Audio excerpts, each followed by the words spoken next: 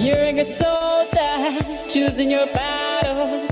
Pick yourself up and dust yourself off and back in the saddle.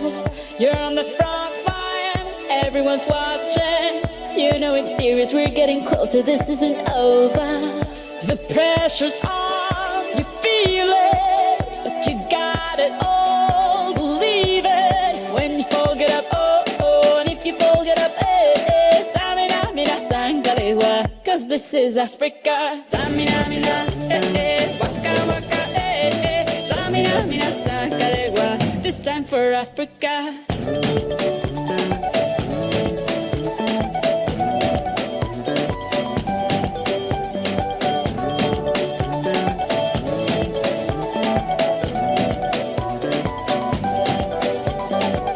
Listen to your God, this is our motto. Your time to shine, don't wait in line, y vamos por todo. People are raising their expectations. Go on and feed them, this is your moment, no hesitation. Today's your day, I feel it. You pave the way, believe it. If you get down, get up, oh, oh. When you get down, get up, eh, eh. Tamina, mina, sangalewa, this time for Africa. Tamina, mina, eh, eh. Waka, waka, eh, eh. Tamina, mina, sangalewa, anawa, ah, ah. Tamina, mina, eh, eh. Waka, waka, eh, eh. Tamina, mina, sangalewa, this time for Africa. I'm well on my journey, biggie, biggie mama, 1 A to Z.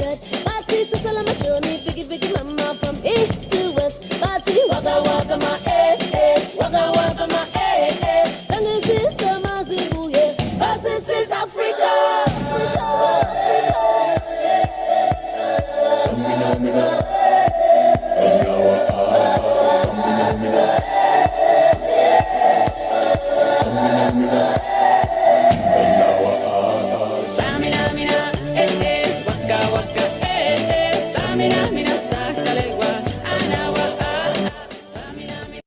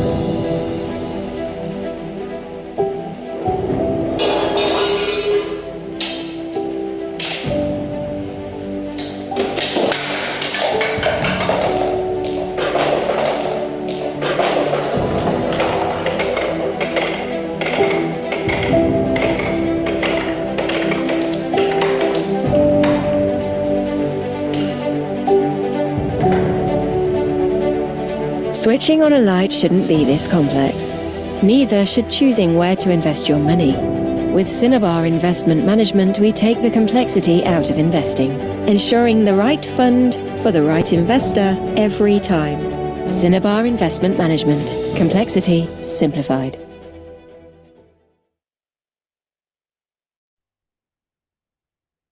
Good morning, everyone. Thanks so much for joining us today. It's wonderful to have so many people having joined the session. It's our biggest by a country mile. So we had 450 probably a bit more, but at least 450 people register for today's session. And it's a combination of students, advisors, clients, wealth managers who have joined our session. We hope it's going to be really, really valuable for you and put some valuable tools into your hands and be interesting, if nothing else. So I'm going to get right into it. But before I do that, that whole thing we put together, where Complexity Simplified, and that video, it was an enormous amount of work, and it really was complex. And this is what we aim to take away from the investment world, to make it relatively simple to get to very predictable outcomes. So the agenda is jam-packed, and I'm going to share my screen. There we go. It should be coming up on your side now. And it's a jam-packed agenda. We're going to get through a lot of the earlier sections as quickly as possible. I'll give a business update to everyone.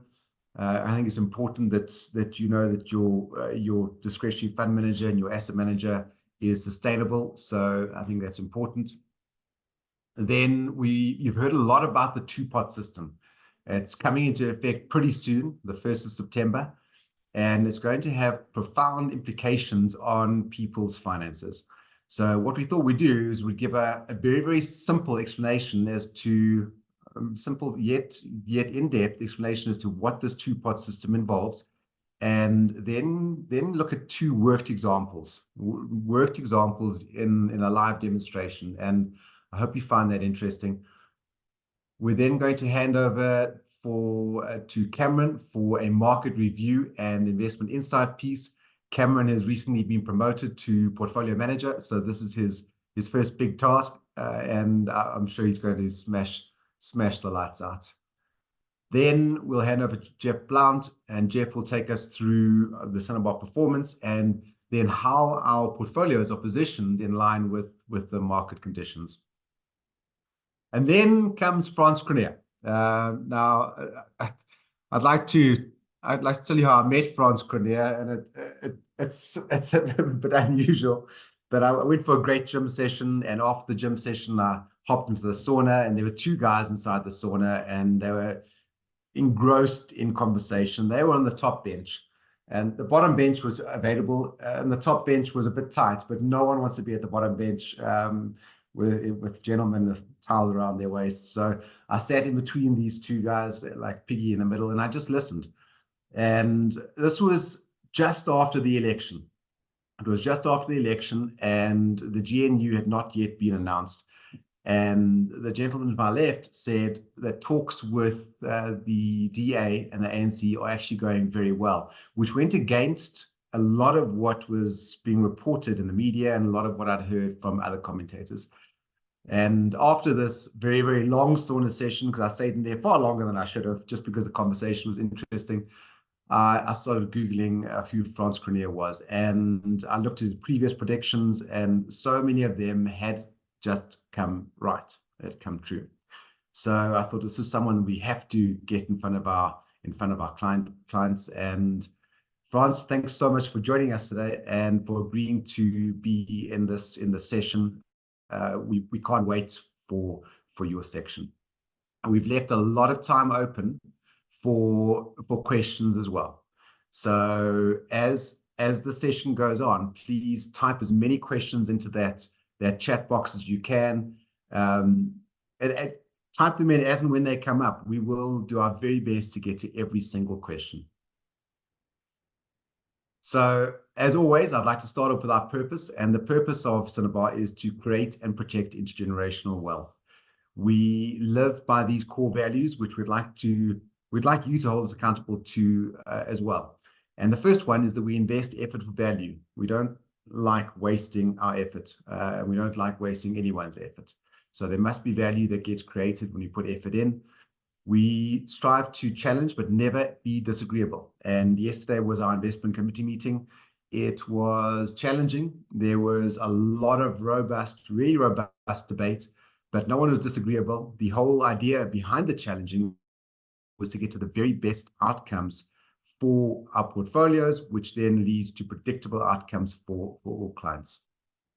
We aim to make things very, very simple. So in a world where there are well over 200,000 investment opportunities, listed investment opportunities, we look to take the very best from all around the world and put them into packaged portfolios that deliver on predictable outcomes for clients.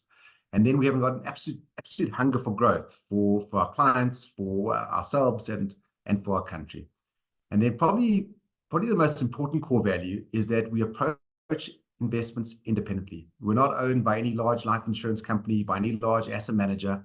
So it means we've got the luxury of just choosing whatever the best portfolios are for our clients. The Cinnabar ecosystem that we've created consists of 5 parts. The first is that we look to help financial advice firms become more profitable. If financial advice firms are profitable, they will remain in business, they'll keep on serving clients. If they're unprofitable, they'll go out of business, the amount of clients that get served will reduce.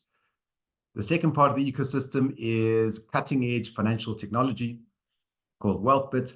And a part of that WealthBit that gets created is a normalized data set, an enriched consolidated data set, which then gets used into a system that we've created called the Book Risk Analyzer. And this Book Risk Analyzer analyzes every single client of our financial advisor clients every single month to identify which clients are in risk profile, which clients are out of risk profile, so to ensure that clients achieve their desired objectives. Then we help with implementation and support. And finally, for those financial advice firms which are looking to exit or looking to join a larger firm, we give them a number of options to help them with that. So that's the ecosystem. It's proving quite robust, and it's attracting a number of advice firms. Just in terms of what we've done over the past quarter to strengthen this ecosystem, I'm pleased to say that we've had asset growth of 15%, which means we have more money available to reinvest back into the business and strengthen the ecosystem further, which is always a great thing. We also welcome 2 new advice firms to our network. So 2 new advice firms joined our network this quarter, and we welcome you. We've also launched our Global Equity Fund. So it's also a fund of fund. So we always multi-manager, fund of fund approach. And we've been working on this for probably over a year now. And I'm very pleased to say that last week we went live with this portfolio, and it is already gathering quite a lot of interest. Then Cam, well done to you. We have promoted you officially to portfolio manager. So shout out to you. You've earned this. You've been with the firm for a number of years now. You have your CFA charter holder, and you certainly deserve this. So I'm looking forward to your first presentation to this audience a bit later. Right, so the dangers of the 2-pot system. The 2-pot system is due to be implemented on the 1st of September. And what we thought we'd do is, first of all, distill this 2-pot system down into one slide. And this is what the slide looks like. Now, the 2-pot system isn't really a 2-pot system. It's actually a 3-pot system. The first pot is your vested pot. The second pot is your retirement pot. And the third pot is your savings pot. The vested pot is for existing retirement fund contributions that you have made. The retirement pot is going to be kept intact until one day when you retire. And the savings pot is that pot which you can withdraw from before you retire. So those are existing savings. If you're 55 years old or older on the 1st of March 2021, if you were, then you don't have to participate in this new 2-pot system. You've got the option of participating or not. The vested pot, a portion will come out and will be seed money towards the savings pot. So a portion of your vested pot, your existing retirement fund contributions, will be or can be moved across into your savings pot if you're 55 years or older. If you're 55 years or younger on the 1st of March 2021, then this will happen. At least it'll be the minimum of either 10% of your existing fund or 30,000 Rand. It'll move into your savings pot. Now, what happens to your current contributions? So let's say you have a salary. From that salary, 2/3 will go into of your contribution, 2/3 of your contribution will go into a retirement pot. The difference is that there will be compulsory preservation before retirement and compulsory annuity post-retirement. So you won't be able to draw that portion out in a lump sum going forward.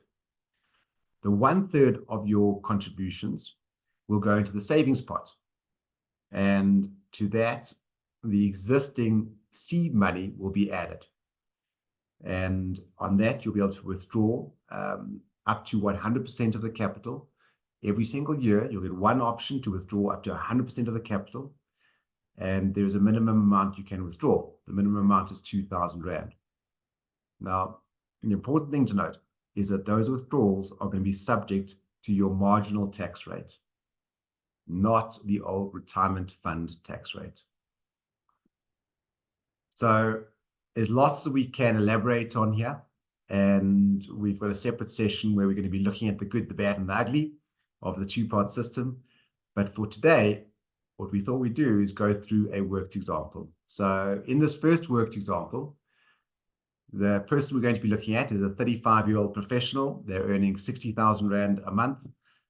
They have a provident fund contribution where they're contributing 10% per month of their salary towards a provident fund, and they have accumulated a benefit of 600,000 Rand up until the beginning of September 2024. Their normal retirement age is 65. So they've got their salary of 60,000. They've got their provident fund contribution of 6,000 Rand, which is 10% of 60,000. Then they have their existing provident fund of 600,000. And because 10% is more than 30,000, it gets capped at the 30,000. So seed money will be 30,000. The rest will go into the vested pot. And then in the vested pot, all the existing rules around retirement persist. Then for those contributions of 6,000 Rand per month, 2/3 of them will go into the retirement pot from September 2024. So from September 2024 to February 2025, a total of 24,000 Rand will go into this retirement pot, 4,000 times 6 months. Within the savings pot, 1/3 will be going in every single month. That's 2,000 Rand, plus then the seed money of 30,000. So in total, at the end of February 2025, there'll be 42,000 Rand in the savings pot. So this is all very well, but let's see what the effect would be of withdrawing funds from the saving pot. So first of all, you will be exposed to a tax rate on the withdrawal of 37%. So it's you're no longer going to be getting a portion out tax-free and the rest taxed at a relatively low tax rate. You'll be taxed your marginal rate, and the tax rate in this instance will be 37%. So off that 42,000, you'll be paying tax of 15,000 Rand. And the net amount in your bank account would be around 26,000. So it's not quite the 42,000 you drew out. And I think many people are under false impressions as to what they might get out. But let's see this in a worked example. Let's do a live demo. So I hope this works out well. And I'm going to zoom across to this screen.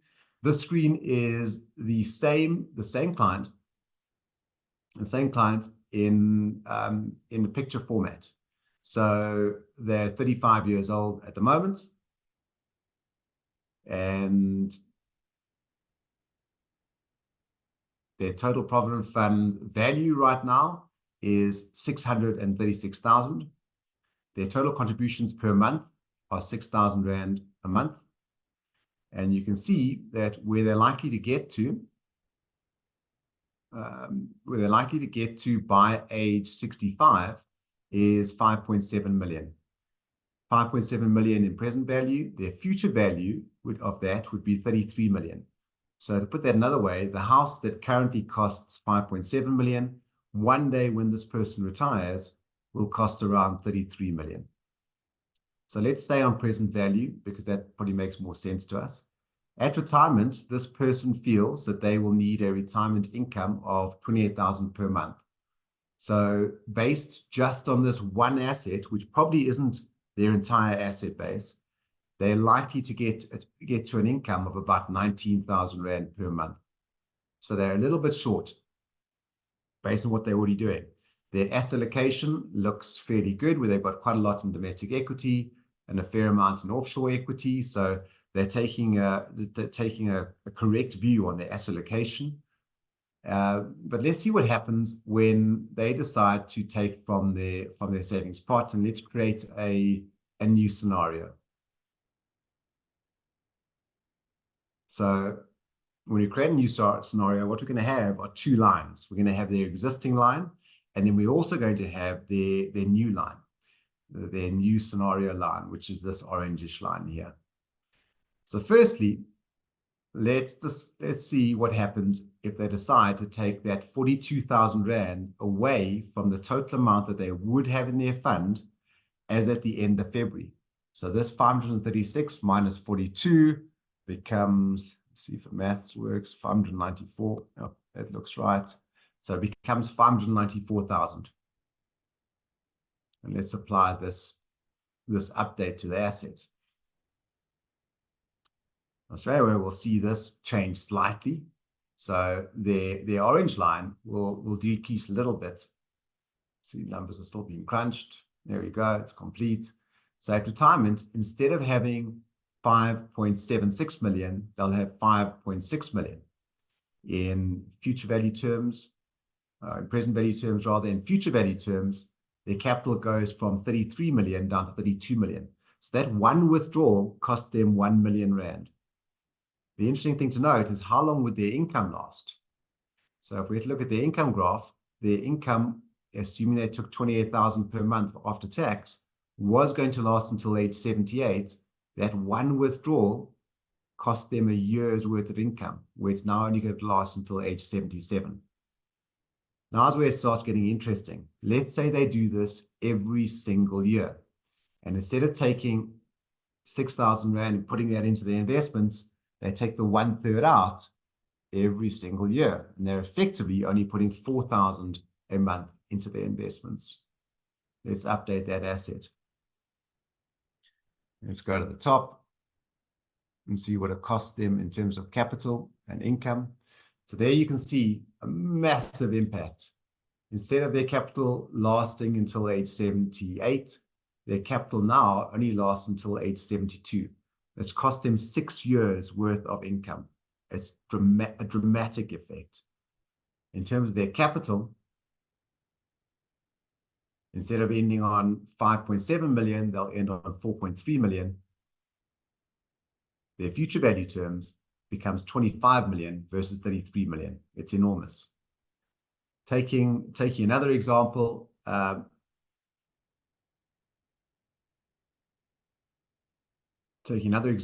of a person earning 10,000 a month. And I'm not going to go into the wealth bit demonstration just because of time constraints. But what I want to highlight is just the impact of tax. So in this example, we've got a 35-year-old, they're earning 10,000. Their provident fund contribution is 10%. They've accumulated a benefit of 100,000 up until September, and their normal retirement age is 65. So from their salary, they're putting 1,000 Rand per month into a provident fund, and they've got 100,000 Rand accumulated. Their seed money will therefore be 10% of that 100,000, which is 10,000, and their vested pot becomes 90,000. 2/3 contribution for the 6 months goes into their retirement pot, and their savings pot ends up being the 10,000 Rand plus 2,000 Rand that got accumulated over those 6 months, so it's 12,000.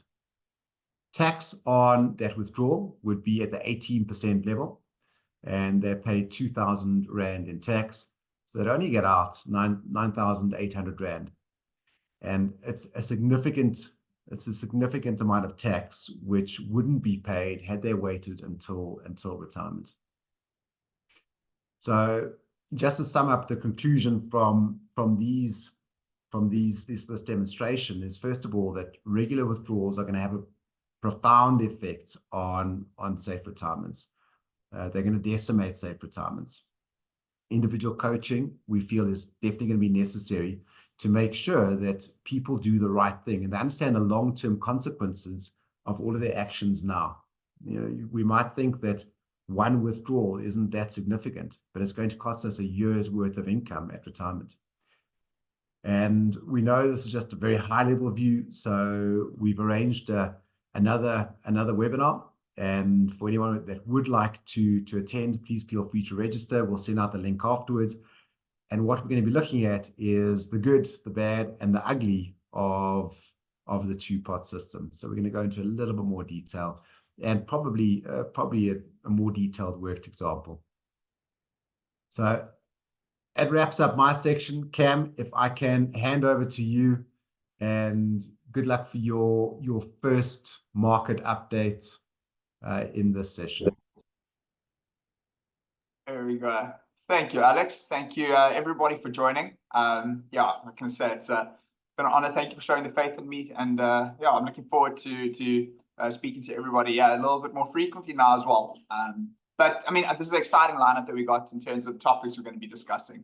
We're going to discuss everything from the hot topics, inflation, to the adoption of AI. And then we're going to wrap up by looking at how South Africa's done on the back of this GNU formation. And spoiler, we've done quite well. Let's start by just having a look at the past 5 years. And it's no secret that the past 5 years have been quite a roller coaster for markets. We've weathered the storm of the COVID crash, enjoyed the recovery, and now we're seeing nearly half the world heading to the polls this year. What we're going to start by looking at here is what we refer to as the Smarty Box, as you can tell by the diverse sets of colors. And what this is showing you is each asset class, what that's returned in dollar terms over the, in rand terms, over the calendar year. So in 2019, we see global equities, they're around just under 25%. That tailwind kind of continued into 2020 and into 2021, even though we had this COVID crash. But what we see is that in 2022, risk assets came off and they started underperforming yet again. Looking at 2023, we again have seen the same kind of narrative play out. Global equities have again gone on to outperform. And then the same narrative played out again this year. So the point that I'm trying to show here, and what this graph does so fantastically, is that if you track any of the specific asset classes here, so if we look at global property, for example, we look at it, it was the second best, then it was the second worst, then second best, then worst, second best, and second worst again. So, I mean, that's just one of the examples here. But this is the problem with investing into asset classes and not building a diverse portfolio. You're going to get a lot of ups and a lot of downs. And in fact, without this market volatility, asset managers like myself wouldn't exist. I wouldn't have the job. I wouldn't be presenting to you today. So I'm grateful for this market volatility because it gives us a chance to make you guys some money. But yeah, if it wasn't for this volatility, I would just be taking my mother's advice, take my money that I'm earning, put it straight into a bank account and be happy with that. So this is why it's essential when you got to take the long-term view when you're investing for yourself or for your clients. Just another slide to kind of support this. This slide here shows two things. Shows the benefit of time and then diversification. On the y-axis, we look at the returns over any kind of annualized period, and then various time periods on the x-axis. What we can straight away see is that if you look here over just a 1 year period, you might have bought a stock and got up 52%, you'd be incredibly happy. But at the same time, you could have bought a stock and it's gone down 37%. This is over an annualized basis. So, I mean, that's quite a huge dispersion in terms of assets. Your safer asset classes, so your bonds, they've got a range still of around 46%, which is also still quite significant. And then if you build a blended portfolio, which is generally around 60% equities, 40% bonds, you're looking at a range of around 54%. But what I want to show you is as time kind of diversifies the risk, you look at the actual returns achieved narrowing, becoming more normalized to the point where over the long term, you're looking at stocks that will, on average, return you around 11.4%, bonds around 5.3%. So you're rewarded for that extra volatility, and that's what stocks generate.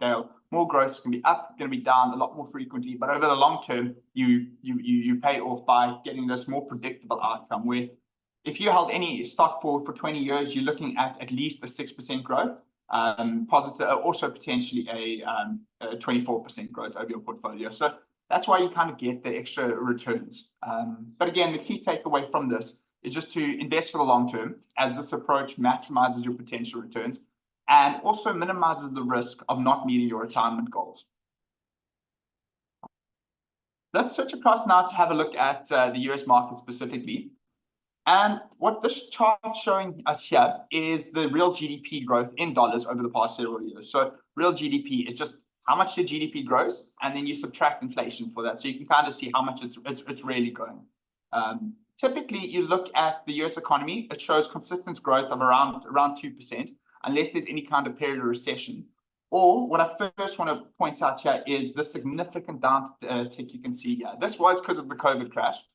But importantly, look how fast it recovered. You're looking at a couple of months in terms of a recovery, whereas the great financial crisis, you see it's a lot less severe, but in terms of how long it took to recover, you're looking at a couple, 4 or 5 years in terms of recovery. And only recently we're looking at GDP growth, where it's going again above the 2% trend line.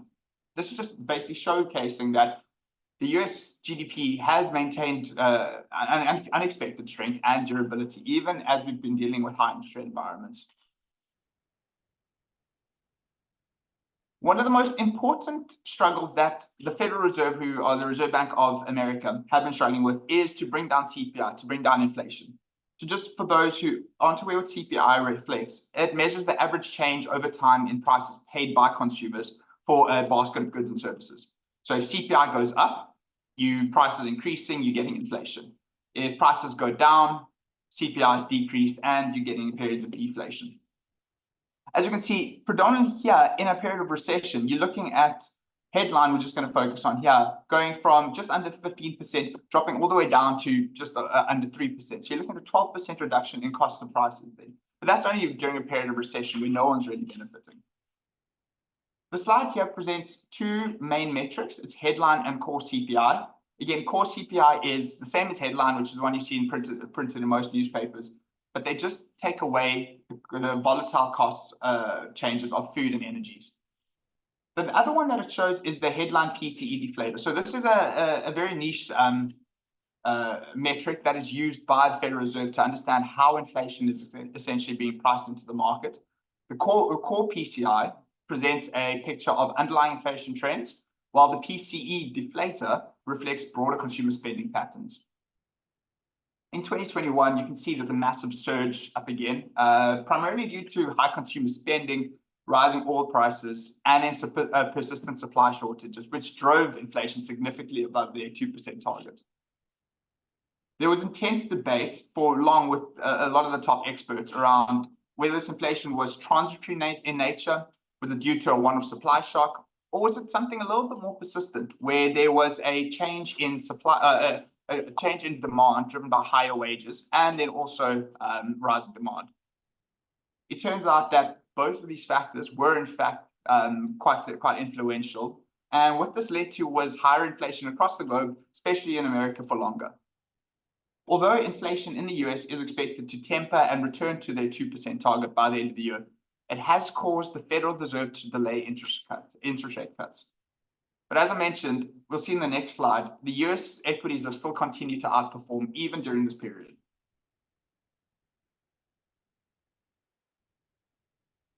All right, as a general rule, the stock market is a popularity contest in the short term, with investor sentiment, how people are feeling about stocks, swinging prices up or down.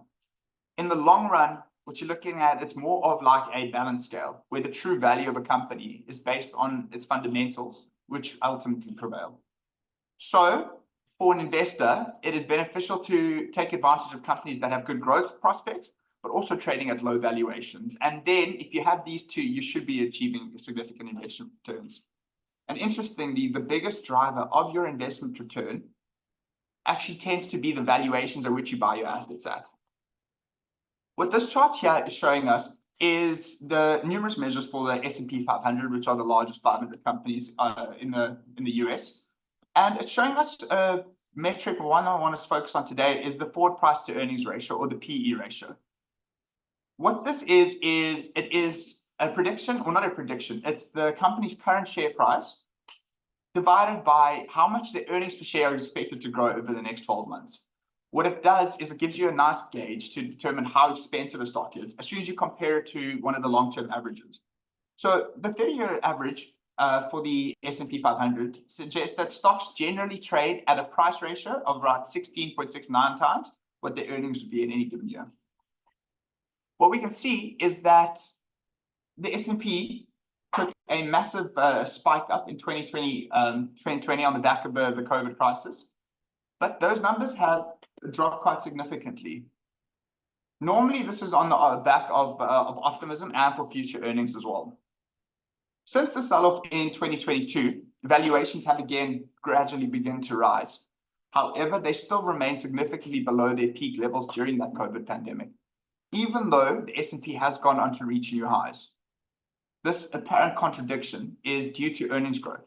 As companies have reported higher earnings, their stock prices have increased. But because earnings have also grown significantly, the PE ratios haven't reached the same highs as before. Essentially, stronger earnings have kept valuations from soaring too high despite the market's overall upward trend. One thing that needs to be taken into account when you're investing into the US market is the level of concentration risk inherent in this market. Over the past few years, there have been immense enthusiasm for tech and growth companies, making them dominant in the S&P 500. So this is your Magnificent Seven for the most part, where they've driven most of the returns that have actually been achieved in the US. The left chart looks specifically, we're looking at PE again. And what we're comparing here is the top 10 companies in the S&P 500 versus the rest of the companies, so the rest of the 490 stocks. What we can see is, relative to the average, we're looking at the top 10 at 148% and the S&P, the remaining stocks at 112%. So they both are trading above their long-term average, but the top 10 stocks are significantly higher. This has generally come back from the excitement from surrounding AI. The top right graph illustrates the growing weight of these top 10 stocks. So you can see that it's been quite a gradual growth for the most part, but then COVID kind of accelerated this new revolution that we've seen to the point now where they represent almost 37% of the top 500 stocks, just 10 companies. The bottom right chart shows the earnings contribution of these top 10. So you kind of have to marry the top one and the bottom one, and you can see is the earnings of these top 10 companies only making up 26%. So although their market weight has increased to 37%, their earnings only contribute 27%. So most of the price growth stems from multiple expansions rather than being justified by the earnings that they're actually growing at. Let's quickly touch on the AI revolution. It's most definitely been the buzzword for 2024. We've seen how it's pushed the Magnificent Seven right to the very top. But there's a lot of investment spending and adoption plans underway.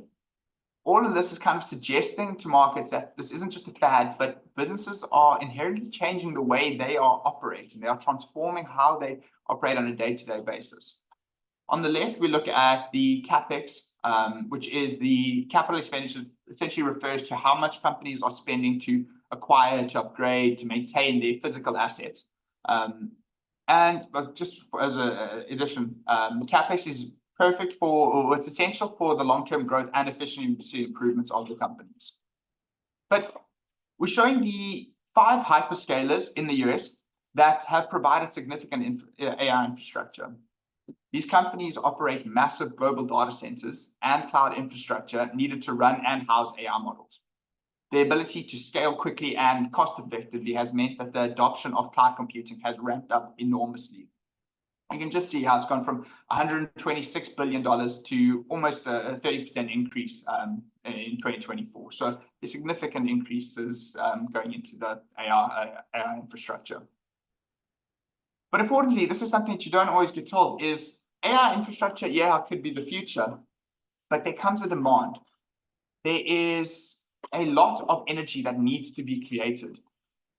running these systems require substantial energy. South Africa probably won't be too far along the curve at the moment with the Eskom power struggles, but it's showing us that we need to generate another the global electricity demand specifically to run these AI models needs to almost double within the next 2 years from now. So it's still incredible, but there are still a lot of companies or sectors that are starting to adopt it. Although still in early stages, many sectors beyond just your classic information technology sector are starting to begin to leverage or plan to leverage this powerful technology. As you can see here, that information technology is obviously the driver, as you would expect, those are your big companies. But there's also other industries that are starting to catch up. Interestingly, the professional and technical is also starting to bring it in, as well as the finance and insurance companies. So there's going to be a lot of growth in the future here. You do have to be cautious about AI in general, I would say. Especially yesterday, there was $1.1 trillion wiped off of the US stock exchange. There was a 3% reduction in the NASDAQ 100, which is the top 100 like tech companies in the US. Because people are expecting to see the returns coming through now in terms of their investments into these AI companies. Whereas realistically, it's a lot of initial costs that go into it. And then only later on in the cycle will you start reaping those benefits. The companies that invest now will tend to outperform over the long term. But in the moment, it's a lot of CapEx expenditure that's needed. Let's have a look now outside of the US. And the best way to do this is kind of just paint a picture of how stocks are priced overseas versus how they're priced in the US. So we've spoken about US stocks being quite expensive, and generally international stocks are priced at, we can see here, just under 17% of a discount. However, if you just compare on a relative basis what that's looking like in today's term, you're looking at a 36% discount relative to the US stocks. This is predominantly due to US stocks outperforming, and we'll touch on to why they outperformed recently. But it's not to say that everyone should just move out of the US. But there are cases to be made, and this is where the valuation discounts coupled with the higher dividend yields mean that there are opportunities outside of the US, which hasn't been the case for some time. So instead of just throwing a dart at a map, let's have a look at some global equity fundamentals, and this will kind of explain why there is the difference in valuations. So on the left, we're just going to look at the global earnings estimates over the next 12 months, kind of on a scaled basis, for some of the major economic regions. So the US, China, Japan, Europe, taking the UK out of it, and then emerging markets in general. And what I want to highlight is that there is two main time periods that we see here. We're seeing the period pre-2007, where international markets actually dominated. Their earnings were significantly higher than what the US was achieving. And then the period between 2007 and 2023, where US earnings started to dominate. The change in earnings explains why international stocks were fantastic pre-2007, but subsequently, this is where US stocks have found their advantage, and have been the reason why, if you haven't been invested in the US over the past 15 years, or your portfolio hasn't been invested, you probably have lost significant returns relative to other portfolios that are a little bit more diversified.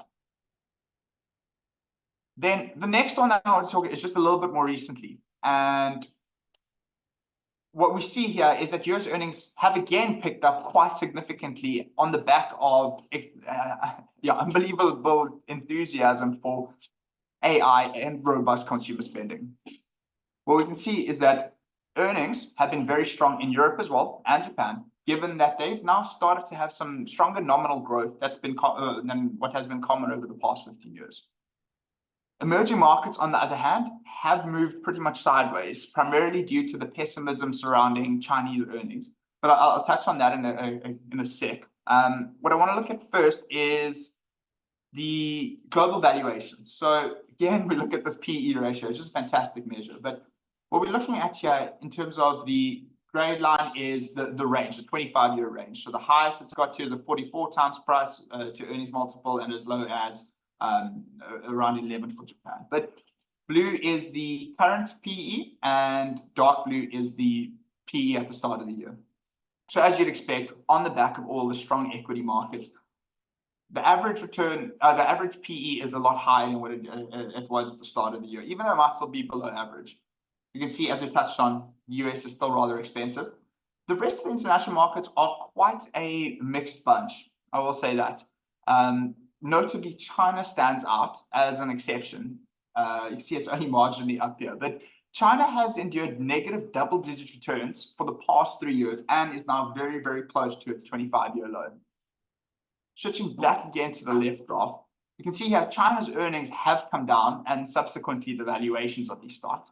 But recent developments in that market indicate that there might be earning stabilization in China, suggesting that we may have reached peak pessimism and that the outlook might be a little bit rosier in the future for China. All right, enough about international markets. I think let's touch on South Africa.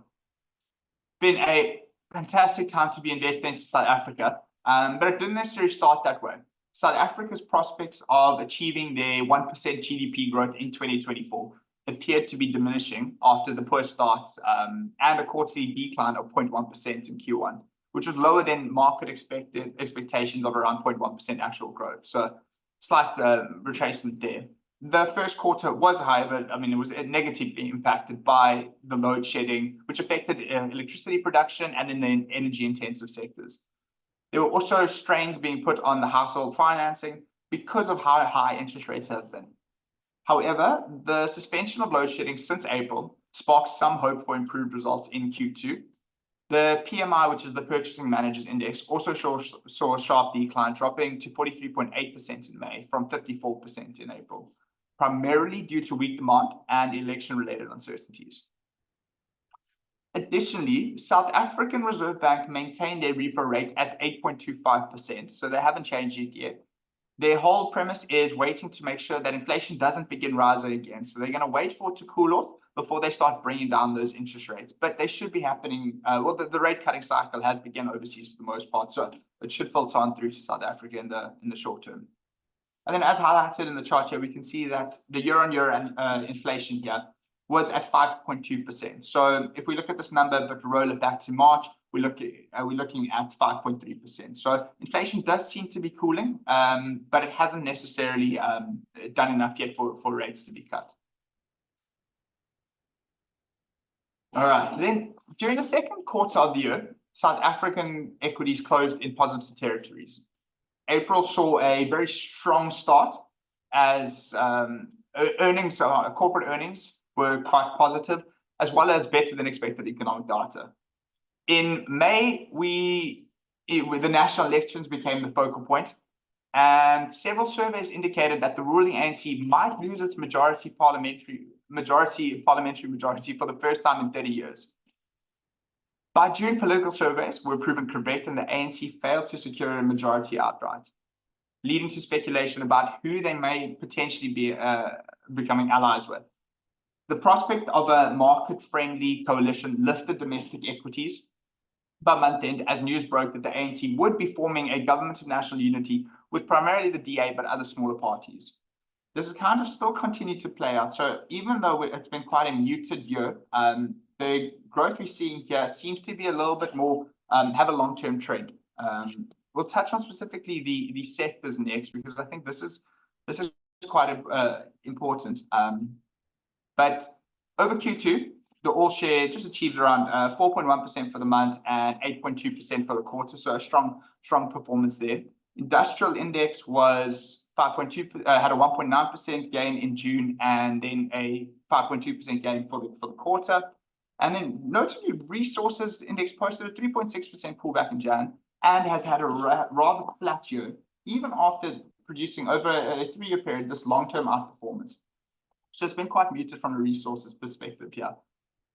Overall, what these figures are showing us is that the South African market has remained incredibly resilient with strong performance across most of the indices. Financial index, as you can see, the pink, beautiful salmon pink thing, showed really strong performance. It's definitely stood out here, achieving just over 13% this month. And a lot of the flow into the country has come predominantly to the financial index, because they are poised to be the companies that benefit most from South Africa re-rating. Then what I do just want to summarize with, it's important to note that it hasn't been the easiest environment for equities, for economies in general. Despite the high interest rates, the onset of the rate cutting cycle and the forthcoming injection of billions of dollars into stimulus could provide global markets with a positive growth outlook. There's significant potential for further expansion, signaling that there is still room to run. However, it is important as us and you as investors to remain vigilant and cautious to navigate the potential traps and ensure this sustained performance of your portfolios. So this is the slide to end it all. Geopolitical events happen frequently. I know this is very common. We're looking at what's happening in Gaza at the moment, the Russia-Ukraine war. But all of these events do tend to lead to market sell-offs. Each event presented here has caused the S&P 500 to drop. But the point that I find so interesting about this is if you look at the median time, you're looking at the market to recover straight back to where it was as if it had never happened within just 13 days. The quick recovery highlights a very key point. Much of the news we hear today is just noise. A lot of it's been priced into markets before we even hear of it. So despite initial reactions, market rebounds swiftly. And that it is so important to maintain a long-term investment strategy despite short-term sell-offs. And through this is the best way to achieve your retirement goals and in your overall financial freedom. All right, that is my first one. I hope everyone's enjoyed it. If there's any questions, just pop it through. But at this point, I'm going to hand it over to Geoff to take us away with how this has impacted our portfolio so far.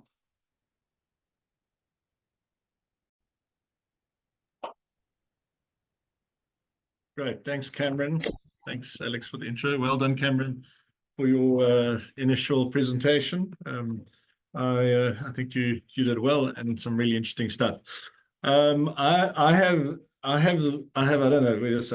whether it's just the luck to be taking you through a very easy section, partly because our numbers have been incredibly good that we're going to be reporting to you on. But before I take you through the performance section, I'm afraid I'm going to bore you with the usual 5 minutes of reminding you what our philosophy is, what we do, and how we do it. And the reason for this is that it's incredibly important, A, for our existing investors and clients, but B, also for our new investors and clients to understand what we do and why we do it. And the importance really of a grounded philosophy is it acts as our compass in the way we manage your money, the way we allocate your money, the way we manage risk, the way we try and achieve the returns that you set out for us. And in particular, when markets or the environment is challenging and disruptive. When things are going well, it's very easy just to coast. But then things are going tough. That's often when it's you can get more emotional, you can take on more risk, you can make irrational decisions in investment markets. So without a appropriate and grounded approach and philosophy, one can get lost. So so let me just remind you then what are the simple things that we believe in terms of our philosophy. Well, the first one is we don't want to, nor do we want to be number one, okay, in any asset or class or portfolio. And by the inference, you also don't want to be lost, okay. So our view is that if over time you just don't pick the bombs, the losers, you actually will rise in your performance and rise in your rankings and achieve your objectives. But if you're setting out to be number one, you are going to fail. But if you just say, guys, we're going to manage this just to manage the portfolios just to avoid the mistakes, we believe that is a sound approach. How do we do this? Well, we try and remove or reduce single factor risks or single factor bets.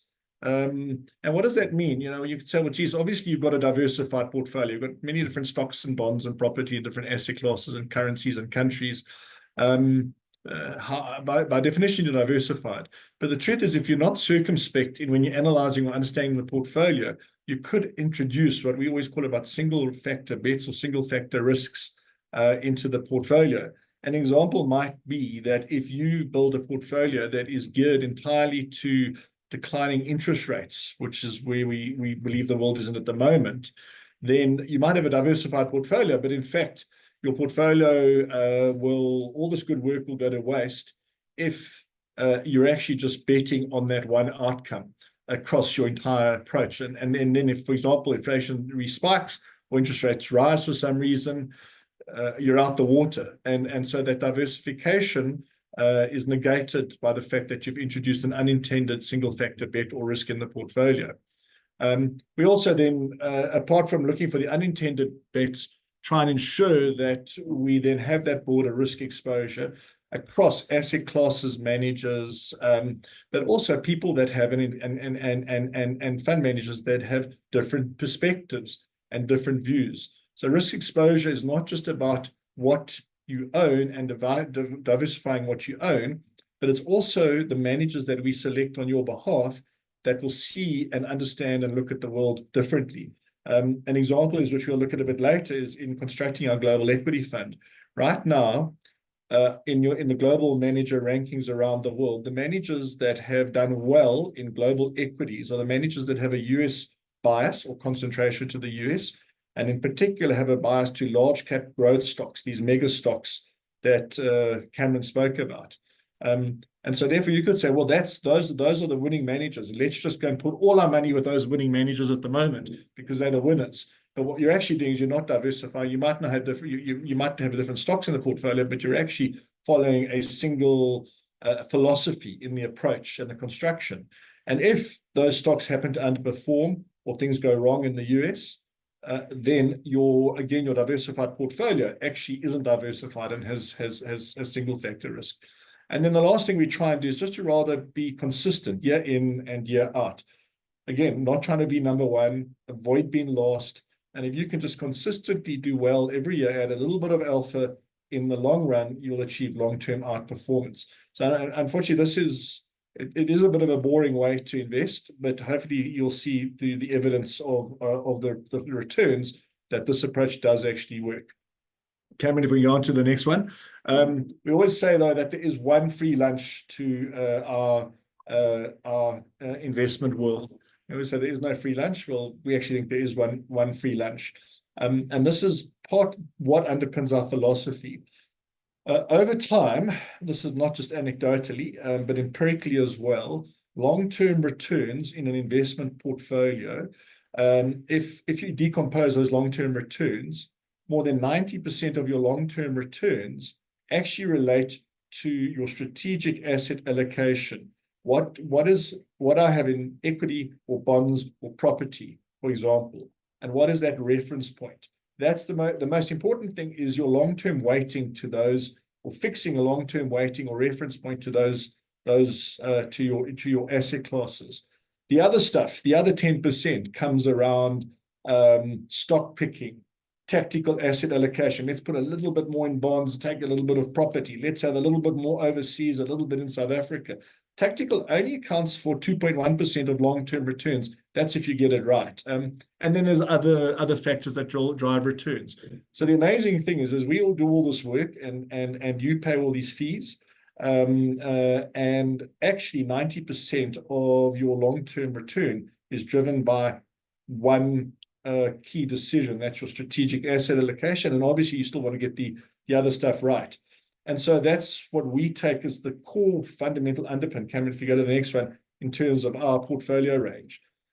So we see the world very naively in three asset classes. And if you can get your exposure to your exposure, long-term exposure to growth assets, those are assets that grow over time. They're more volatile. That would be equity and, for example, property that typically have higher returns over time, but more volatile. If you can get that allocation right, if you can get your allocation to what we refer to as defensive assets right, and that would be your more conservative bonds, cash, money market, more fixed income type investments, defensive assets that don't give as good returns, but carry less volatility as well. If you can get that weighting between those two right in your strategic asset allocation over time, you won half the battle. And then we also then just introduce a third asset class, which are flexible asset classes, where the managers are looking for alternative investments, interesting investments, sometimes doing a bit more aggressive asset allocation with inflexible. But you can see across our range, our anchor point, our strategic asset allocation, which we're aiming to give you and set and achieve the 90% of your long-term returns, is the strategic weight to each of those asset classes. So Cameron, if you go ahead then. So you'll see here, when we start off in our investment approach, depending on the far left, depending on what you are looking for in your portfolio, whether it's a conservative or aggressive portfolio. In this case, let's say a more aggressive portfolio.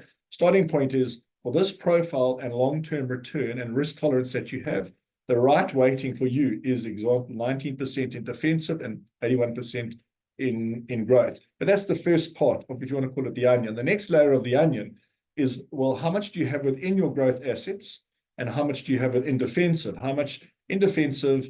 How much would be in fixed income? How much would be in cash? In growth assets, how much would be, for example, in equity or property? The next layer of the onion on top of that is then within equity. Well, which equities? South African equities, developed market equities, emerging market equities. And then the next layer of the onion is, which managers are you picking to allocate to each of those sections of the onion? And so that way you actually get, this starts with how you start building a diversified portfolio around your strategic asset allocation. But as Cameron always says, wait, there's more. Because what you then have, once you've now selected your managers, you then actually start seeing the underlying securities in that portfolio. Cameron, if you can go ahead to the next one.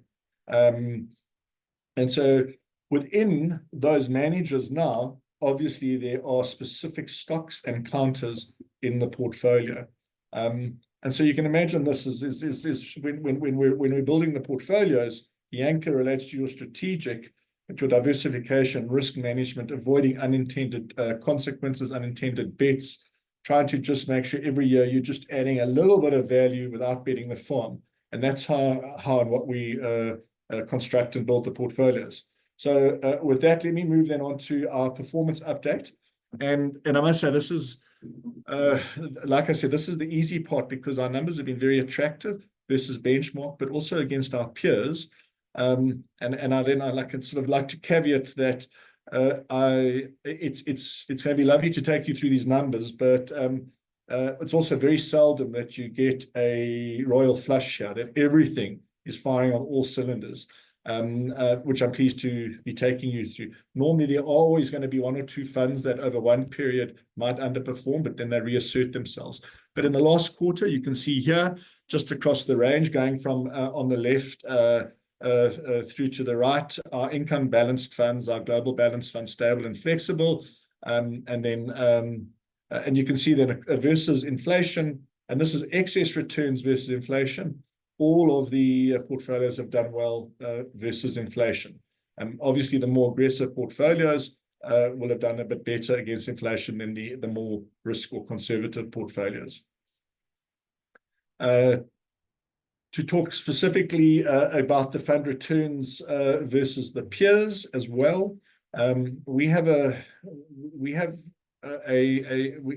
construct the portfolios, and this is really what comes down to an internal debate within our investment committee, and it's something that we are always addressing and having to be cognizant of, is that we typically are trying to understand the performance of our portfolios against three things. The one is, are our portfolios beating inflation the way we expect them? But the more conservative portfolio, we don't expect it to outperform inflation dramatically, but it must give you real returns. The more aggressive portfolios must beat inflation by more. So are they outperforming inflation as we expect them to?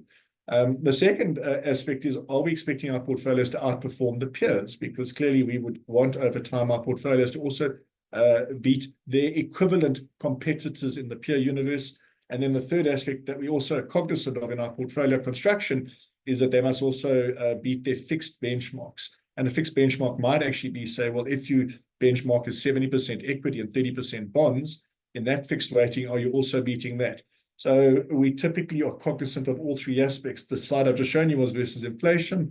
This slide is against the peers. And again, we're pleased to say across our peer universe, each fund has beaten its peer equivalent appropriately. So now we're going to just unpack a little bit of the specific funds and the strategy we're following in those specific funds. So the first one is our income fund. Our quartile rankings versus our peer universe is attractive in that over all time frames, our fund over the year-to-date 1 year performance of the last 2 years and last 3 years is always in the top quartile of peer rankings, which we're pleased with. We are at the moment in that fund just reducing exposure to portfolio metrics as one of the managers in that, and introducing to the portfolio dynamic income fund. Cameron, shall we go on to the next ones? This does feel like a bit like a speed date, but I'm sure that you're more interested in Frans's conversation than mine. Across our Reg 28 compliant funds, these are the pension funds.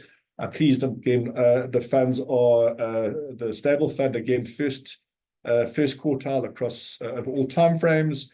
The balanced fund of funds is first quartile in more recent times and second quartile over the longer term. So it is in the top half we're pleased with, and the balance plus likewise is either first or second quartile. So it is beating the peers on average, and we're very pleased with that.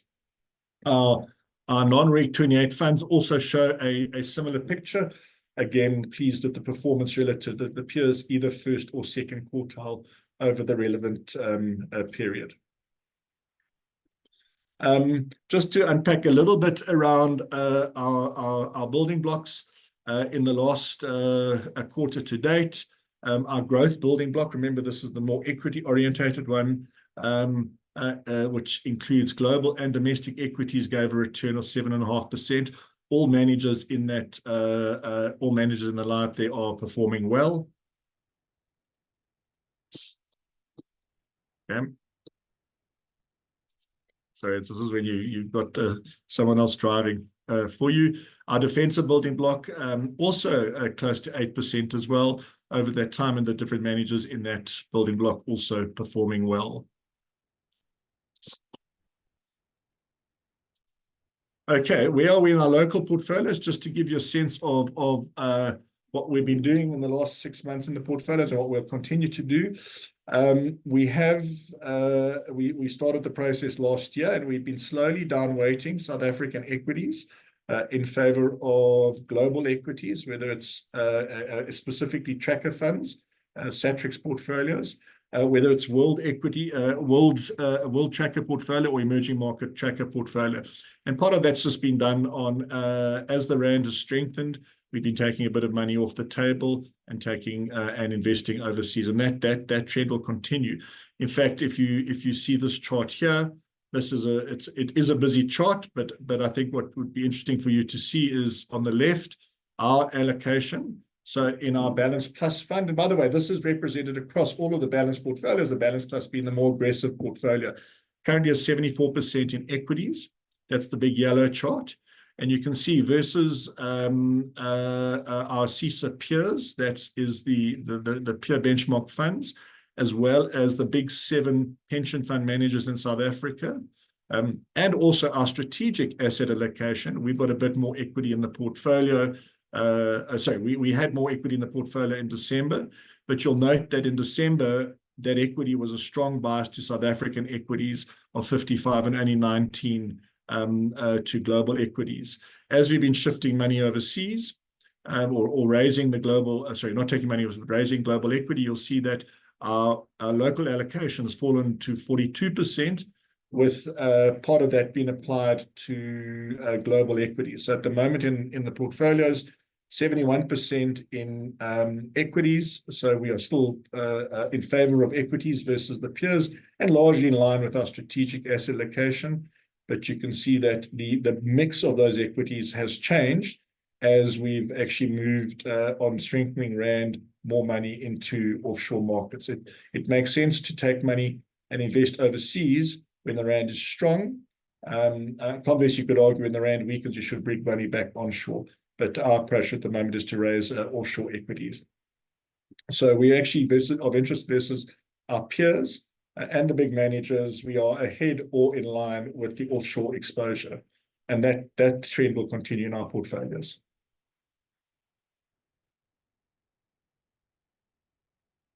And then on the global portfolios, Yeah, again, we're pleased that we're both beating global inflation. We are ahead of global peers on a year-to-date 1, 2, and 5-year basis. And over 2 years in particular, we're pleased with the outperformance. In this balanced fund of funds, we are at the moment reducing our we have temporarily reduced our exposure to US bonds. But as I said, that's just a temporary allocation.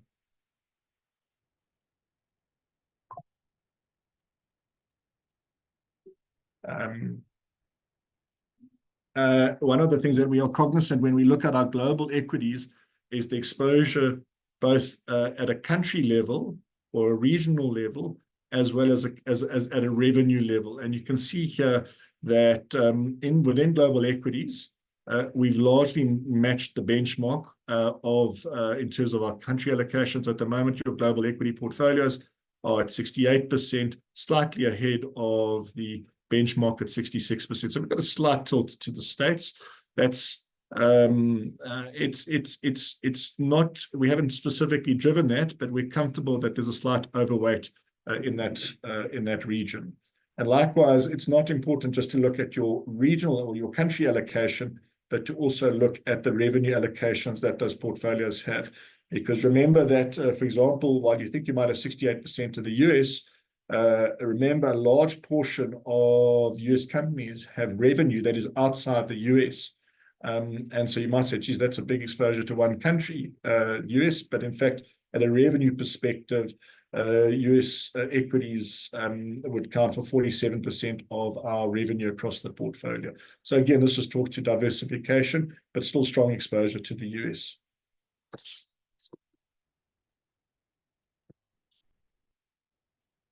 So if you had to look quickly across our range, complexity simplified, you can see that that's just a scatter shot of the various peers that we have, our competing funds in the space, on a risk-return scatter plot. Obviously, the vertical axis is your returns, horizontal axis is risk. So the further to the right and the further up you go, the more your return, but also the more volatility you have in the portfolios. And again, our portfolios are achieving exactly what we set out to do, and that is to behave in that risk-return profile, but to sit above our peers from a risk-return perspective.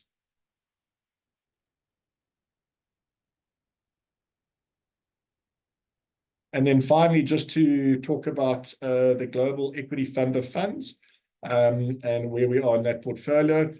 We spoke about Alex spoke about the portfolio being launched recently. While this is all in equities, our core reference point in building this portfolio as we've constructed it is to, if you almost call it, this is almost our internal asset allocation, is we want 70% of the portfolio over time to have exposure to a core set of managers where the outcomes are more benchmark-like, but still with the possibility of outperformance, and 30% to active managers. If you want to call it, these are the active satellites where we take more risk and create alpha into the portfolio. So in our initial construction of the portfolio, we've allocated a portion of the portfolio to a global index tracking fund, Vanguard, at half, 20% to Portfolio Metrics Global Equity, which in itself is a diversified portfolio. And now we're busy in the process of introducing a number of satellite managers around that to give us the alpha kickers. And the next slide will show you some of the managers we're currently looking to introduce into the portfolio. At the moment, the portfolio is within the tracker fund and with exposure to Portfolio Metrics. But as we get new cash flows in the fund, very quickly we'll be introducing some of these new selected managers. And I think perhaps at another report back session, we'll unpack a bit more around our thinking behind these various allocations. And I think with that, that's me, and over to Frans. Great, Geoff. Thank you very much. Let me get on screen for you. You can see me now. I just need to share for you, and then I'm going to tell you what I'm going to talk you through. You should be seeing the big blue flower, and if everything works, that should have changed for you into the Union buildings, I think. Chaps? Yeah. Excellent. All good. Minimize you. Let me get myself a pen that I can write with on the screen. There we go. Right. What I'm going to do for you over the next about 40 minutes is I'm going to take you through an assessment of what to expect from the GNU. And the way we're going to do that is we're going to take you through a series of charts. There are going to be about 20 of those. And towards the end of the briefing, let's say about 30 minutes out from now, we're going to pull those charts together into a firm view on what this GNU is going to do, what it's going to do in the economy, what it's going to do on policy, where it stands on foreign policy, whether the thing can hold together a stability in the country, and what to look forward to. We'll push that looking forward to idea way out 10, 20 years into the future. I start for you here. You're going to see lots of these today. They're all going to look roughly the same. It's a chart. Along the bottom axis, we start in January of 1994. We're going out to April of 2024.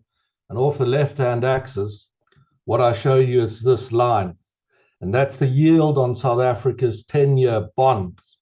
And what it is, in a sense, it's a statement on confidence in the country. As yields are down, we can borrow more cheaply. It means confidence is up. And it's, in a sense, an inverse of the country's share price. If you imagine the country had a share price, and some things stand out, a huge lift in confidence in SA, out from around end of 1998 through into around 2000. In the trend line, that's through the very, very difficult years after the global financial crisis.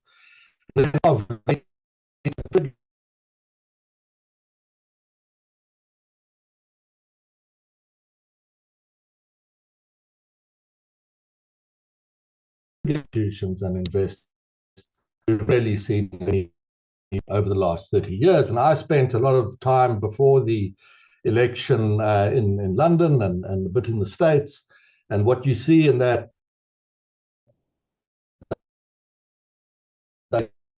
where we were advising on what to expect from South Africa's election result. So this we start again in 1994 of 2024. Frans, sorry to interrupt you. I think something's going wrong with you with the connection. Maybe you want to just cut your video and increase your bandwidth a bit for the audio. Let me get onto that for you. Video is gone. Is that a bit better for you? Yeah. Well, it sounds good at the moment. Okay. And the charts are looking all right for you? Charts are looking fine, yeah. Okay. Do I need to go back through chart one, or were you kind of with me on chart one? I think towards the end it cut out a bit, so perhaps just go into that a bit. Well, chart one's back on your screens again. The point I was making is this: I mean, the yield on bonds, statement on confidence in the country. It's an inverse, essentially, of the share price of the country. And there are two broad eras. The vast lift in confidence, 98 to around 2008. The reversal of that over much of the past 15 years. And then the beginning of this new era. This is post-GNU that I'm circling for you over there. And what that is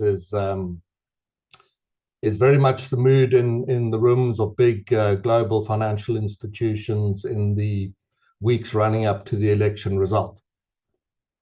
Stay with the idea of confidence, and I'm on to the next chart for you. We start in Q1 1994, run all the way out to Q1 of 2024. And what you're looking at off the left-hand axis, this dotted line, that is business confidence. And the same kind of trend becomes evident. Off 98, which is the Asian financial crisis, there's a huge lift in business confidence. That collapses into 2008, and it never really recovers, although the little worm is now valiantly trying to fight its way upwards again. As that was happening, a second confidence measure, consumer confidence at 60% of GDP in South Africa's consumer expenditure, that was lifting very strongly as interest rates inherited from the late 80s and early 90s had in practice been cut in half. And collectively, the two lifts in confidence made possible a quite spectacular economic growth recovery that I'm going to get into for you in some charts that lie ahead. Before that, just a comment on consumer confidence. This orange line that runs across it is interest rates, and you notice how it brings about a commensurate improvement in consumer confidence. Their rates are driving consumer confidence up again, the same pattern. The central bank today faces perhaps a world in which the very low interest rates, global rates here are not going to be as pronounced as they once were.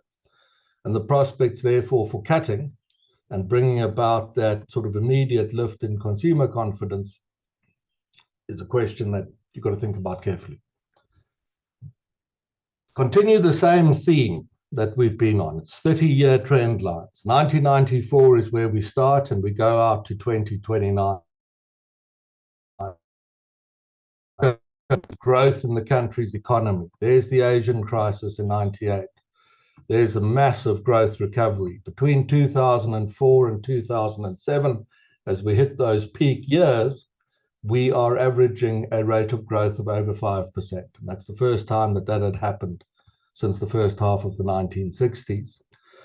Global financial crisis, the last decade subsequently, and our outlook into the early years of the GNU is that growth can perhaps lift to average levels again of around 2%. And when we get some of the Eskom data later in this briefing, we'll tell you what we think that the major factors are from an energy perspective that would cause us to raise or drop that view.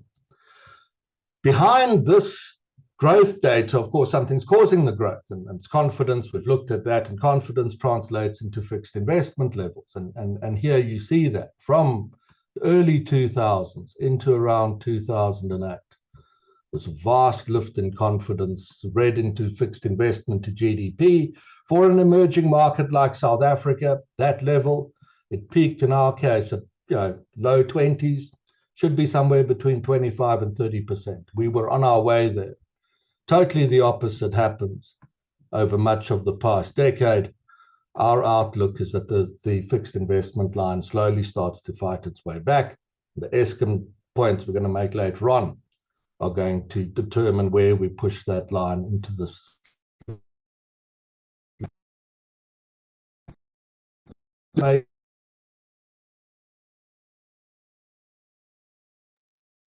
Frans, you're cutting out again. I wonder if there's a different connection you can use.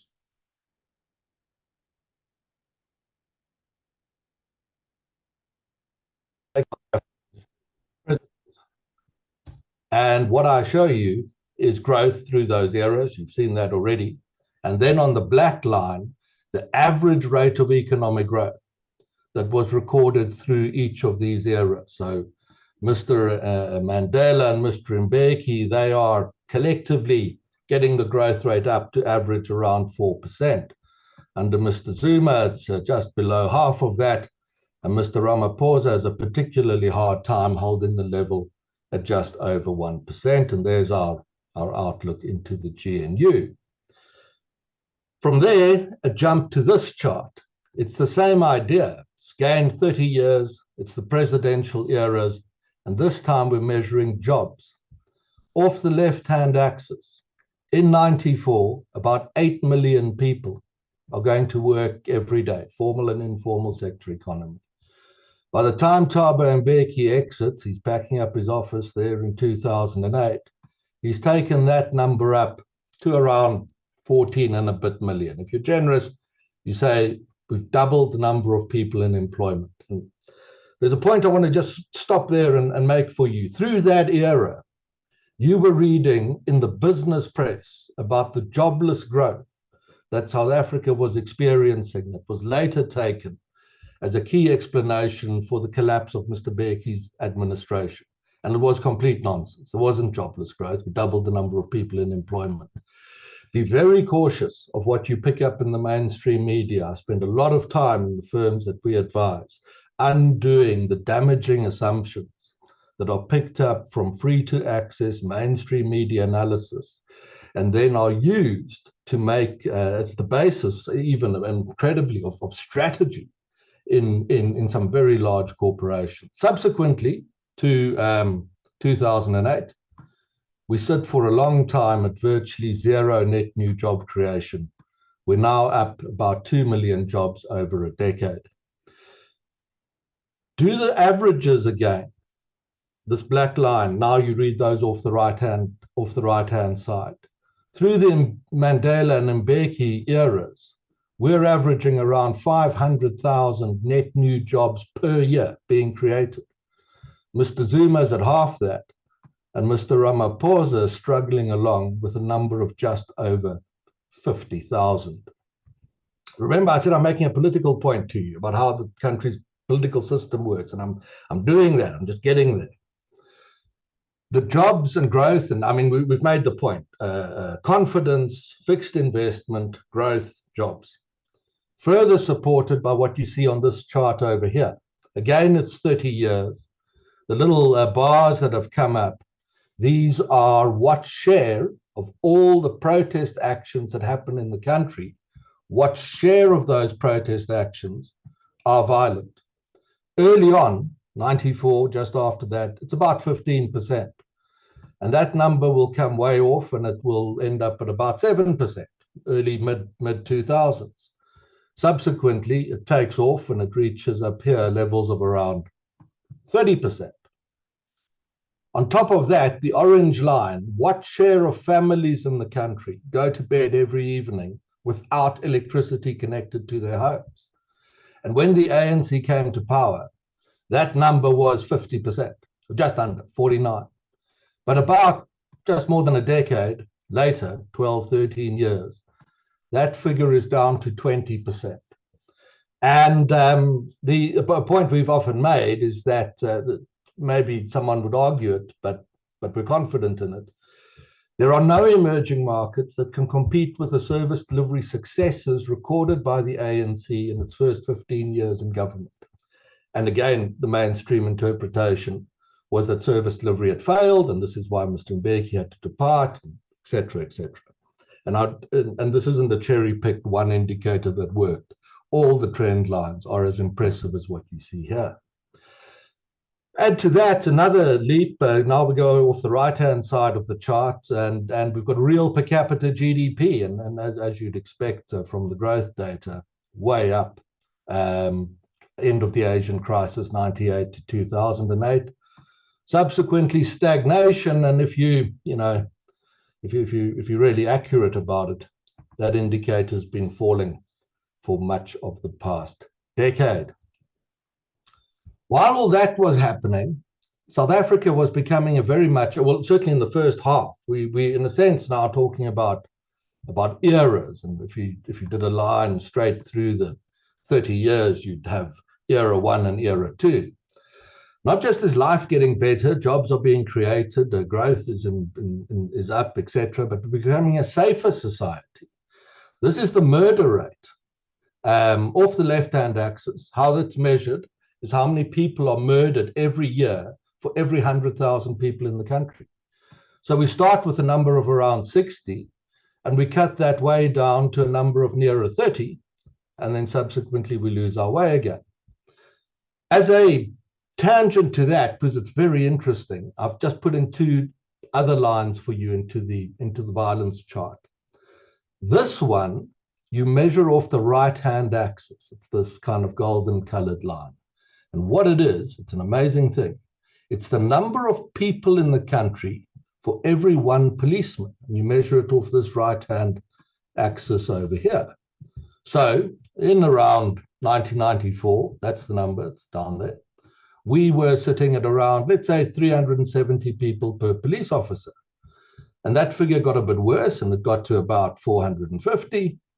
And then we had the Soccer World Cup, so it got a lot better, and then got a bit worse again. It's kind of, let's say, broadly, it's a little bit worse than where we started. The second line I've put up for you is the number of people for every one private security officer in the country, and it's amazing. It starts in the same place, about 370, 360. It comes way off, and it now ends at 100.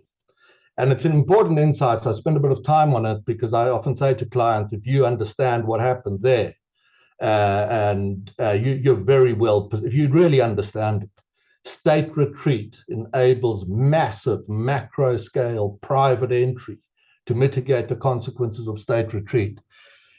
If you understand that, you're going to do very well in the future South Africa. And I could show you similar trend lines for freight transportation, road versus rail. I'm going to show you one. In fact, I think there's one in this briefing. I'm going to show you one on Eskom a couple of minutes from now. But back to the core point I'm trying to make, which is the political point, and we can make it now. 94 to 2024. To give you a sort of reference point, to just remember what I've said about jobs and growth and service delivery and all the rest, here's the GDP growth skyline back again. Low point is Asian crisis, 5% growth between 2004 and 7, and then this kind of not so good era. Off the right-hand axis, this is ANC support in elections over the same period. So the ANC comes to power in 94. It has about 63% of the vote. Its vote share lifts in the subsequent election of 99. It lifts again to almost 70% in the election of 2004. And what's happening, I was quite a youngster then, but part of a team. And our view was that liberation loyalty voting is nonsense. It's not happening. What's actually happening is that the ANC support is lifting because it's governing the country pretty well, and the basic living standards of people are going through a complete revolution. And it's doing better than it was ever given credit for. And what I didn't put into this briefing, I'll just make a point of it now, is that over the same sort of first half of the era, this side of the 30 years, debt to GDP gets cut in half, and we by 2006, 7, 8 are racking up the first sustained surpluses, budget surpluses, since the formation of the Union. And we thought, well, this is explaining why ANC support is way up. And the liberation loyalty myths and so on were created by people who thought service delivery was failing, there was jobless growth, the country wasn't moving forward. So ANC voters must just be blindly voting for the ANC, and we had a very different interpretation. And there was a flip side to the coin of our interpretation, which was that if this is ever reversed, if growth indeed collapses, the ANC is going to get absolutely smoked in the future election. And we had a lot of information. We knew what was going to happen to Mr. Mbeki. We knew what was happening inside Eskom, and we knew that growth was down. And we started to tell clients, look, we think, and this was way early on, we think this ANC potentially is going to surrender the country, which is what has happened. And all that has in fact happened over the last 8 weeks is that our democracy worked exactly as it is intended to. If you govern South Africa well, you will be rewarded. If you govern it badly, you will lose command. And a way we put that to clients is think of South Africa as having a natural inbuilt immune response to its political system. And the point I'm trying to make for you is that immune response is still present today, which means that should this GNU not succeed now early on in raising basic standards of living, it's not going to reach the spectacular successes the ANC initially had, but that doesn't matter. Modest successes will work. If it is unable to achieve modest successes in sustaining confidence, raising fixed investment, getting growth up and jobs behind that and living standards, this GNU is going to be a victim of the same immune response that brought it to power. There's the DA in elections, sitting at around 20% now. Advice to the DA has been, stay there, don't try to grow, because you command a unique market, the established multi-generational middle class. And you shouldn't try and grow beyond that, but instead take those votes to a future coalition negotiation. And the long-term advice there, and it's also advice given to the ANC, is those DA votes need to be merged in a future coalition the DA votes, remember, are the multi-generational established middle class. In this election, there was only 43% white of DA votes. The rest were not white. Merge that with the aspirant middle class on the urban periphery, which is the market the ANC needs to command if it's to remain influential in South African politics. And that is the ideal South African, that is structurally a South African coalition that can work really, really well. And that is exactly the coalition deal that we've now secured. But I'll get back to that as we carry on. There's the IFP and MKs, the green dot, the EFF. We can talk about them later if we get to them in questions. So, can this GNU sustain a growth recovery? Well, let's start with the question of electricity. I'll get into that one a bit. This is GDP per capita again, runs off the left-hand axis. You've seen that earlier this morning. And I show it to you so that off the right-hand axis in orange, I can run for you the number of gigawatt hours of electricity generated in South Africa every year. And the two fit each other perfectly, which you would intrinsically know has to be true, but it's quite something to see it on a chart like this. Next step on electricity is where is it being produced? Who's doing the production of electricity? And it's the 30-year trend line. That orange line is Eskom's production off the left-hand axis as a share of total production within the country. So that's been sitting comfortably in the 90s, or did, again, until that key moment, that 2008-9 second half of the era moment, and that starts to fall away. And it falls away, supplanted by private generation off the right. Note that the scales on the right is very different to the scale on the left, as I'm trying to draw out the point. But it's a similar trend line to what I showed you on policing, private security and members of the police service. And it's a trend line that plays out so often now in the country, and to such an extent that we now call this what you're seeing here, replicated broadly, one of the most powerful countervailing forces in favor of South Africa's success. That state failure translates immediately into private macro level entry, and you're going to see an acceleration of that most likely under this GNU. Go back to Eskom momentarily, because that is, I mean, the previous chart notwithstanding, Eskom is actually coming right, and it's doing very, very well. The data here runs from 2021 through to May of this year. And what it gives you first is the energy availability factor. What share of Eskom's plant and equipment is producing electricity? That number used to be somewhere in the 60s. It fell off into the low 50s, hit one or two moments below 50. It's back to above 60%. And that's not because this is again this danger of South African media reporting, because they're cutting corners on maintenance. They're not. There's the maintenance data for Eskom. You get it off the website. A teenager down, essentially is a bit older than that, gets the stuff for me and on a sort of weekly basis. Maintenance levels are perfectly appropriate given Eskom's long-term maintenance history and track record and the nature of its fleet. The reason performance is up is because breakdowns, this red dotted line of plant and equipment, are down from 35% to around 24%. And the reason for that is that Eskom's coal managers are getting the support from the energy minister that they were not getting during the era of Andre de Ruyter. And if you follow us very closely, you'll know that about 18 months ago, now it's maybe even 2 years ago, we were telling clients load shedding's over. Eskom's going to come right. And the reason we said that is we knew that de Ruyter was on his way out. We knew the cabinet had lost complete confidence in the Eskom strategy of taking a collapsing coal fleet trend line into a green transition, and that the new minister had the good sense, that's what it is, to know that a refitment of the coal fleet and major support to the coal station managers was really the only viable way to end the load shedding problem. And they've done that. And if they continue with it, they can raise the growth ceiling.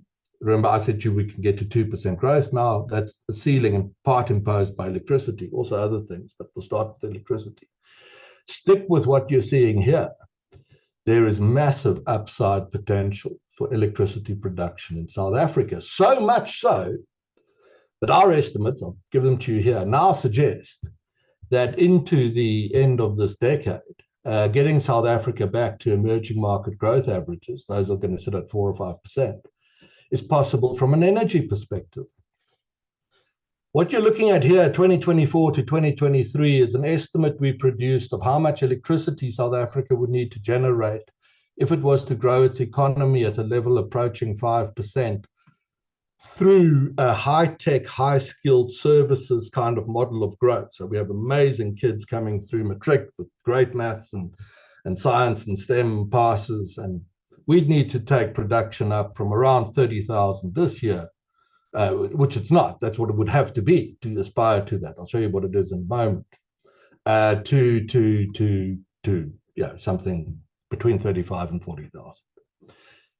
If it's heavy industrial growth, we need to take the figure up to closer to 45,000 megawatts. And at the time we did this estimate, a couple of weeks ago, the actual production level was sitting at about 25,000. So we're talking about doubling the amount of, essentially doubling the amount of dispatchable, and that's the key word, energy, inside the South African grid. And we can get to it on questions, I won't dwell on it now. It cannot be done through a coal to solar transition, this scale. The grid can't support it, and it won't be dispatchable. It can only be done through the refitment of coal, which is blessedly the strategy that the current energy minister is pursuing, and the cabinet pre-GNU as well. If we get that right on energy, we can start to break down unemployment. This is the unemployment rate, runs obviously off the left-hand axis for university graduates in South Africa to about 15%. All South Africans about 30%, and then high school graduates about the same as all South Africans. The global rates, however, the stuff was drawn out of, I think, the ILO a couple of days ago. The world's rate, 5%, high-income economies, middle and upper middle, lower middle, and low-income economies. We have a unique problem here, and it's a problem that goes to the heart of the GNU. Because if you are MK and the EFF, and you've now lost, you wish to be the coalition partner, and you're not. You're in the opposition benches. Your shortest route back to power, the most effective, would be to greatly radicalize public opinion in South Africa, then bring about in time an internal coup in the ANC, and you can reverse this GNU and turn it into an ANC, MK, EFF reunification. And when I get to the end of this briefing and I show you some of the sort of key assumptions we're making about it, the two major ones are: do we have the energy policy wisdom to do the coal refitment in order to generate the living standards improvements, chiefly through employment, to eliminate the risk of mass opinion radicalization, which would be the step towards bringing down the GNU. The problem of radicalization becomes horribly stark on this chart over here, or the risk of it at least. What I've done for you, my colleagues have done, is we've taken the number of kids in school, so 200,000 up to 1.2 million, etc. And we start for you with a grade 1 class in 2012, and in that class, those years ago, there were 1.2 million kids. And we now follow them through their school career. 10 years later, these are the same kids. They're the grade 10 class of 2021, grade 11 class of 22, our matric of 23. Only 57% of the original kids wrote their matric exams 12 years later. 47% passed, 23% well enough to go to university at questionable standards. And looking for high quality in the school system, 6% of kids passed maths with a grade of 50% or higher. That translated into an unemployment rate for young people of double the national rate of almost 70%, and a labor market absorption rate for youngsters. This is what share of young people who should be in jobs are in fact in employment, of 31%. And it is miraculous that we are at a point where we could negotiate a centrist coalition deal. And we could do so, and it's a point I'm going to start showing you in the data now, because public opinion in South Africa is extremely centrist and moderate, despite this vast exclusion of young people from the mainstream economy. And that is now a key vulnerability. Maintaining moderate opinion is now an essential ingredient to the survival of this GNU.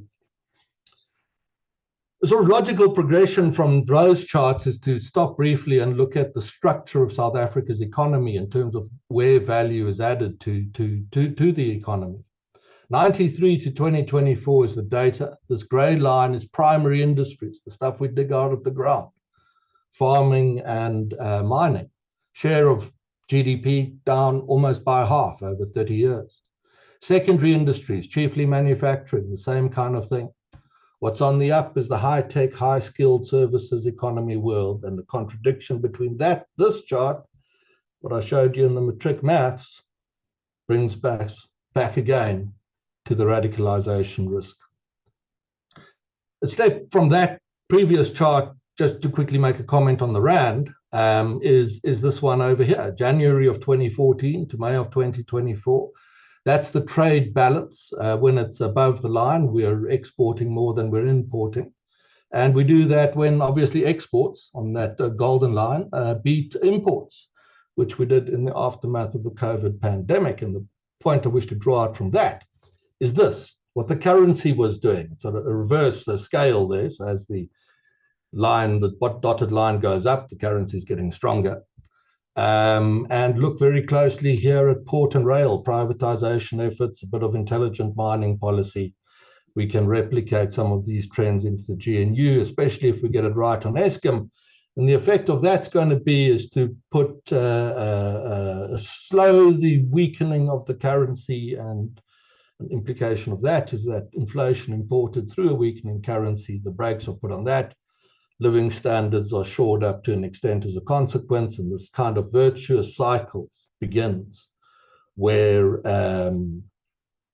South Africa's voting public sees in short order material improvements in their lives as a consequence of the decisions made by the GNU. And they'll be very pleased to see that, because they have been very welcoming of this GNU, and it's exactly what they've wanted, the ANC and the DA to work together. Here's a poll question. I chair one of the country's polling groups, and it's one we did before the election. The DA and the ANC both have some good people and some good policies, and if they would work together, it'd be the best thing that could happen in the country. Black voters, shown here in blue, more than half strongly agreed, 50-something% strongly agreed with that statement ahead of the election, and another 7 or so somewhat agreed.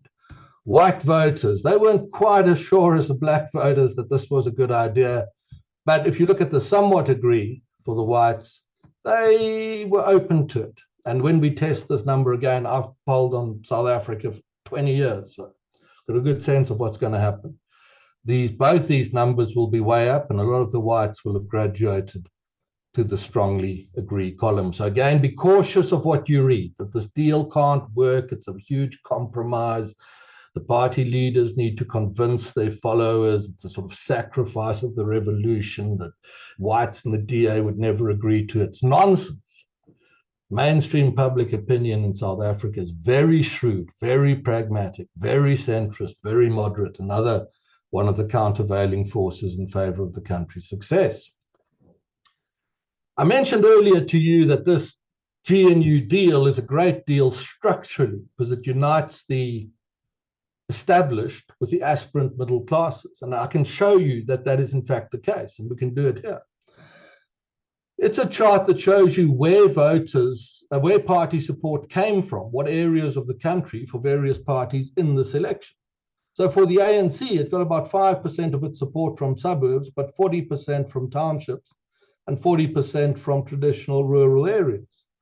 For the DA, the opposite, essentially the opposite. It's got more than 50% from suburbs, gets a bit from townships, about 15%, and not much in traditional rural areas. What this deal therefore is, it's a GNU, but that's it's been dressed up like a Christmas tree to look at like that. It's actually a coalition between the ANC and the DA. And beneath that, it's actually a deal between the established multi-generational and now largely multiracial middle class. That's one half of this deal. And the second half is the aspirant middle class sitting on the urban fringe. And I'm discreet. The ANC is very aware that this market down here is reducing very quickly in size, the volume of it, the voting market, at the mortality and immigration rate. And if the ANC doubles down on its rural base, it will be annihilated over the next 10 or 15 years in South African politics. There's no growth prospect there. To remain a serious political player, the ANC has to capture the confidence of the emerging middle class, the aspirant on the urban fringe, and the interests of the established and the aspirant middle classes are essentially the same, and that's what this GNU deal is trying to unite. So structurally, the deal works extremely well, and it could, if it holds, become the predictable result of every South African election for a generation plus and see the country become very successful. There's the MK and the EFF and others. Talk about them later if you wish to. I made a comment to you that I haven't sort of buttressed sufficiently, that public opinion is very centrist and very pragmatic. And I just want to give you one little window into that. Here's a question ahead of the election. Labor law should be relaxed in South Africa to allow greater employment opportunities. And again, if you read the sort of mainstream stuff, this is heresy. No one would support this. It's wrong. Strongly agreeing were 80% of voters going into this election. And the reason for that is the desperation created by mass unemployment across the country is now very pronounced. And this isn't a policy proposal from me. That's not my purpose of putting up the chart. Purpose is more important, to make the point that public opinion is no hindrance to reform.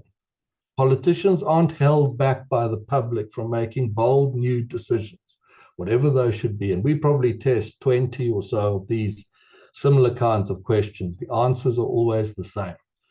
Public opinion is supportive of any dramatic reform measure the government would consider.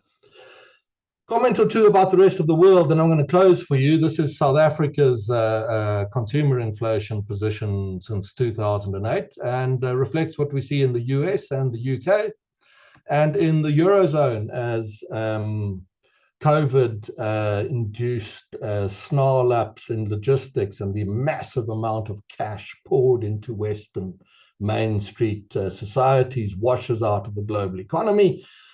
And the upshot of that is we're probably looking at rate cuts out of the US in September. The global growth outlook into 2025, just off a bit of a sort of 3 or 4 year track record, for the world looks fine. High income, upper middle income, low middle and low income economies, okay. And that means this GNU has, both from an interest rate perspective and from this growth perspective, been born into a supportive global environment, which means that it may succeed. My last comments for you, and then we're at about 40 minutes and we're going to go to questions, is in the firm how we think about the GNU. For the last 2 years, we've been confident enough to forecast for clients. This is what's going to happen in South Africa. We're now back to scenarios where we create alternative futures as opposed to a single point forecast. And to tell clients, consider these scenarios, and then let's think about which one of them is most likely.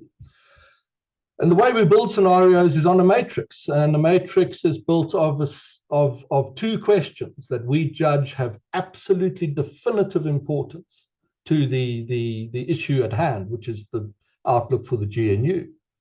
One of those for us, and you'll understand based on what I've told you about energy, is do we through this GNU, do a 20-year coal refitment transitioning to a nuclear clean energy transition? Or instead, that's at the top of the vertical axis. Or instead, are we forced by Brussels and Washington into a rapid coal to solar transition? While that question settles itself, does public opinion remain moderate and centrist, or is it radicalized? And how those two questions are answered over the next 5 years, and then the model works on 10 years, works probably way out to 20 years, 4 future South Africas become possible. The first one, top right, and the convention in the stuff is it's always the best case, is that we've taken the energy ceiling off the growth rate. That has helped moderate opinion, or keep it moderate, because life's getting better. Growth's going to average emerging market levels by the end of the 2020s and through the 2030s. Unemployment's going to be sub 10% by 2040. Improving circumstances makes this ANC-DA coalition, which is actually the aspirant and the established middle classes coming together, the predictable result of every election cycle for a generation. And we will be a leading liberal democracy with an outsized global influence. If we, however, answer these questions differently, a very different country emerges in the bottom left. We haven't lifted the electricity ceiling imposed on the growth rate sufficiently. We keep flirting with recession. Poverty has increased under the GNU, and that's made possible mass radicalization campaigns. This won't be organic. This will be an explicitly driven campaign of radicalization. It will succeed, and a populist coalition will supplant the DA-ANC deal and will do what populist coalitions do, nationalize things, etc., print money, high inflation, middle-class flight, etc. We take on a strongly anti-Western foreign policy. That's country number 2. Country number 3 is in the top left. We were making the right decisions on energy, but the upward economic trends are repeatedly interrupted by political events. And this is what we call the porpoising South Africa. We almost recover, and then we dive into recession, and that sparks a new wave of recovery, and we have this volatile up and down in the growth rate. Short eras of reform are followed by periods of socio-economic reversal, triggering new eras of reform. And it's all brought about by intra and inter-party politics, which sees coalition governments change ideological poles regularly. So let me make it practical for you.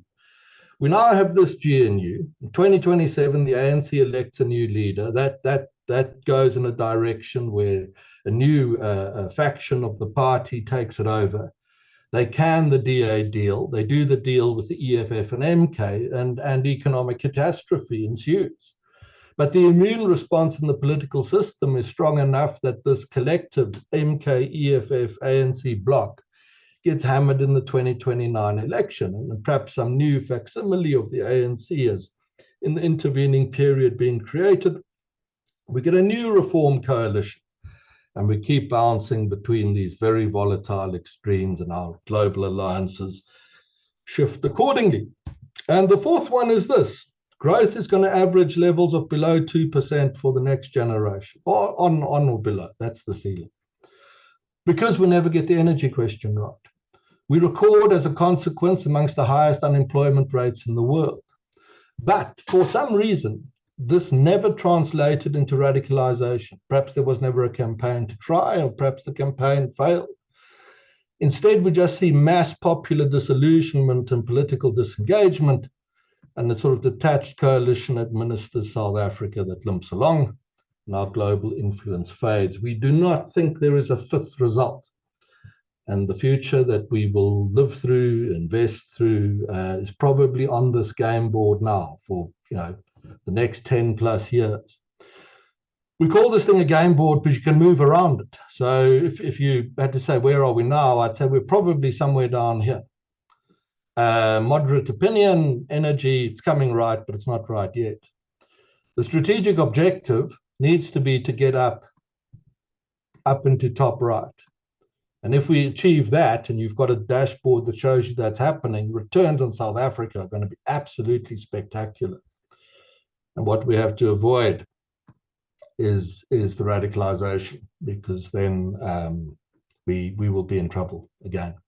And Alex, colleagues, I'm going to stop for you guys there, and I'm going to unshare, and then I'm going to try and take your questions. And I'm going to Frans, that has been amazing, absolutely amazing. Surpassed my expectations. I love that game board concept. It makes it really, really simple to get a feel for where we're actually at, and it puts power into the average person to understand where the country is at by using that framework. We have got so many questions that have come through. So before we even get started with them, I'm going to ask you if you have 10 minutes after the end of the hour available.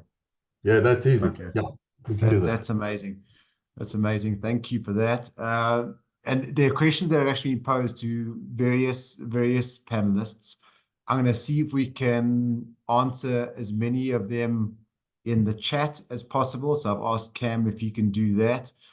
But I mean, many questions posed to you specifically, Frans. So let me go through them one by one. The first is the GNU has just passed the Climate Change Act. Does this not represent significant downside possibility for the Eskom coal nuclear outlook? Yeah, it does. It's not good. It's an odd decision, because in practice, ANC policy is opposed to it. If you look at what they're doing at coal, and they understand how successful they're being. DA policy is very much more in line with the Climate Change Act. But it is not the right trajectory to start in, because what it in practice does, even if the politicians privately tell you, listen, we'll give everyone an exemption, is it stigmatizes the production of CO2 that is the necessary consequence of industrial investment. And you're going to find it very difficult to attract that investment in an environment of stigmatization. So not a good start, Alex. Okay, well, that's unfortunate. The next one comes from Lawrence, where he asks, although difficult to measure, what effect do you think the coalition government will have on levels of corruption? This is topical. And then what type of data do you have on this? Yeah, okay, split it into two halves. There'll be very little by way of pursuing mass prosecutions from the past, because it would make the fear of that would make the coalition untenable. These are the hard decisions that have to be taken.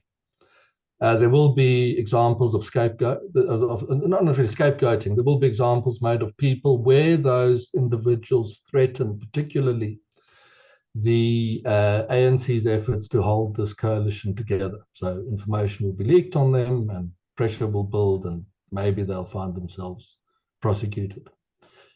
The key portfolio committees that manage this stuff, the accounts committee and the procurement committee, are managed now by Songezo Zibi and Musi Maimane. And it will be very much more difficult under those circumstances to get away with the mass looting of state expenditure. So don't expect, mass arrests and prosecutions. That would bring down the GNU. In the real world, that brings down the GNU. But expect that it will become harder to loot as rapaciously as has been the case for the last 15 years. Do you think the president and the vice president will see their term out?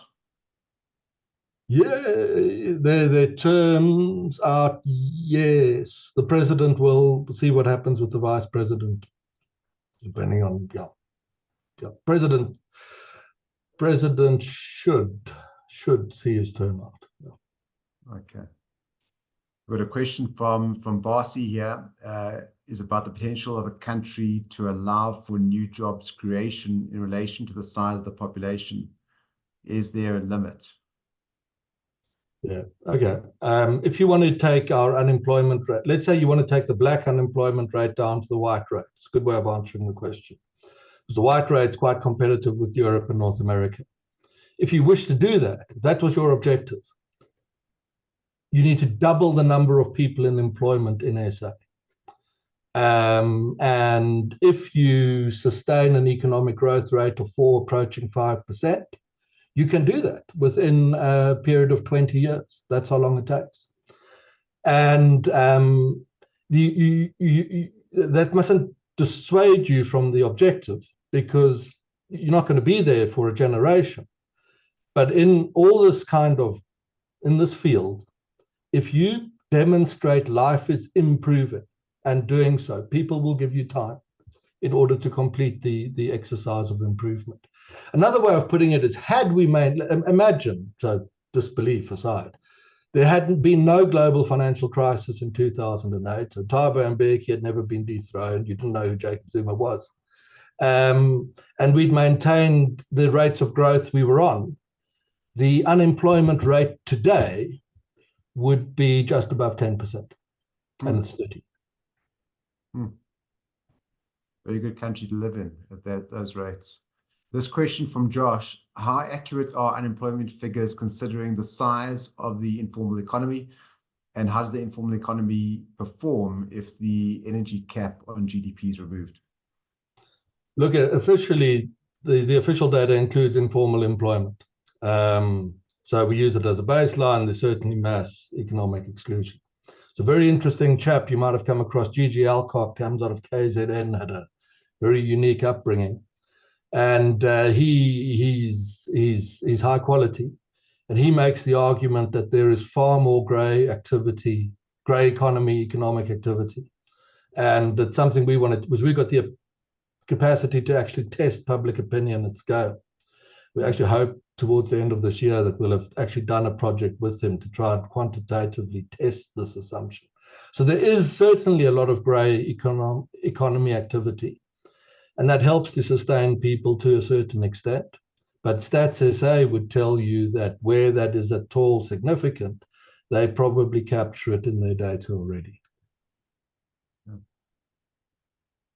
Any idea how big that informal market actually is?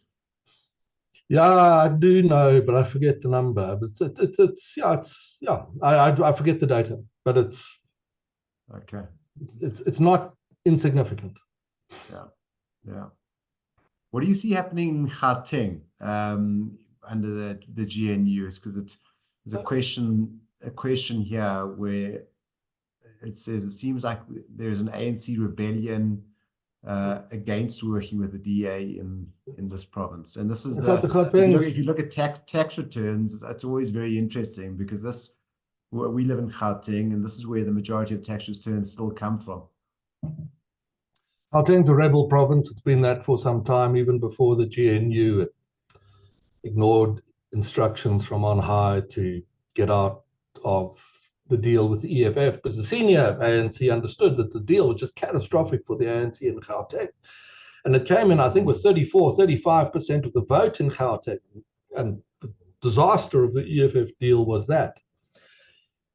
It is the nucleus in Gauteng, the ANC is the nucleus of an effort to seek to remove Mr. Ramaphosa in 2027 and replace him with someone who will abandon the current GNU and do a deal instead with EFF and MK.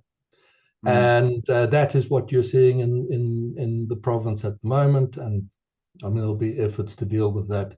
We'll see whether they are at all successful or not. Perhaps taking a slightly different shift of the conversation, you deal with a lot of international investment houses, and you advise them on what's going on here. They've got enormous amounts of capital, far larger than any local asset manager. What are they saying? What are their thoughts? What are their views on capital allocation that you're hearing?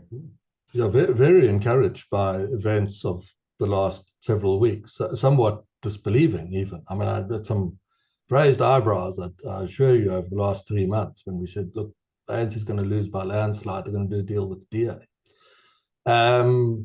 But so that's positive, and you see the bond market has shown you the response. I mean, that's massive, what's happened already. Yeah. What the question then in the meeting, well, that's great, sentiments improved, this helps. Yeah, you can think of South Africa differently. The immediate question then would be, right, what are your guys' energy projections? What are they actually going to be able to take the growth rate to? And if the answers are, look, there's we've got to see where energy policy goes. There's a ceiling of 2% on growth, etc. Then it's worth a look, a sniff. But there's an emerging markets world out there that will give you much more than that. So the way to think about it is this has been a spectacularly successful political solution. Because had it been different, had it been the alternative, I would have shown you very different numbers on this chart today.